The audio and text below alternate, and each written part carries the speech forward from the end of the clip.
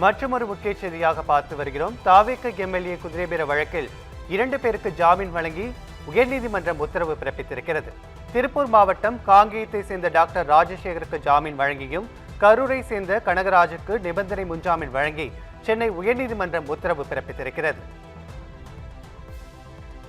தினசரி காலை மாலையில் திருவல்லிக்கேணி காவல் நிலையத்தில் ஆஜராகி கனகராஜ் கையெழுத்திட வேண்டும் எனவும் உயர்நீதிமன்றம் உத்தரவு பிறப்பித்திருக்கிறது.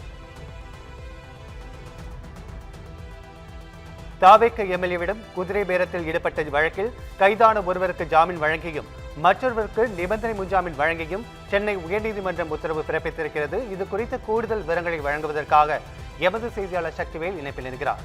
வணக்கம் சக்திவேல், இந்த வழக்கின் விவரங்கள் என்ன? நிச்சயமாக வணக்கம் ராஜேஷ். தாவேக எம்எல்ஏவிடம் குதிரை பேரத்தில் ஈடுபட்ட வழக்கில் கைது செய்யப்பட்ட ஒருவருக்கு ஜாமீன் வழங்கி சென்னை உயர்நீதிமன்றம் உத்தரவிட்டுள்ளது.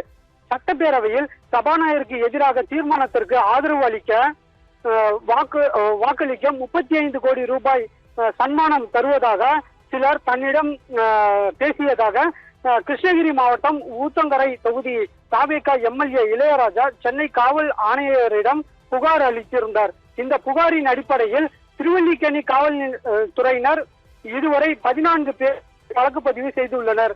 இந்த வழக்கில் கடந்த 14ஆம் தேதி கைது செய்யப்பட்ட திருப்பூர் மாவட்டம் காங்கேயத்தைச் சேர்ந்த டாக்டர் ராஜசேகர் ஜாமீன் கோரி மனு தாக்கல் செய்தார்.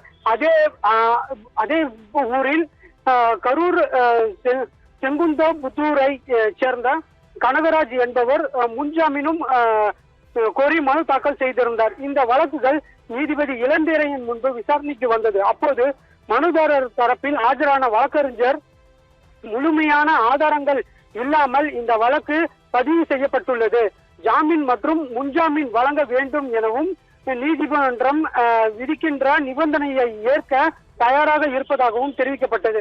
அனைத்து தரப்பு வாதங்களும் பிறகு உத்தரவிட்ட நீதிபதி இளந்தரையன் குற்றம் சாட்டப்பட்ட இருவருக்கும் நிபந்தனை ஜாமீன் மற்றும் முன்ஜாமீன் வழங்குவதாகவும் மறு உத்தரவு வரும் வரை காலை 10:30 மணி மற்றும் மாலை 5:30 மணிக்கு இருவேளைகளையும் திருவல்லிக்கேணி காவல் நிலையத்தில் விசாரணை அதிகாரி முன்பு ஆஜராகி கையெழுத்திட வேண்டும், சாட்சியங்களை கலைக்க கூடாது, விசாரணைக்கு முழு ஒத்துழைப்பு அளிக்க வேண்டும் என நீதிபதி உத்தரவிட்டுள்ளார். ராஜேஷ்,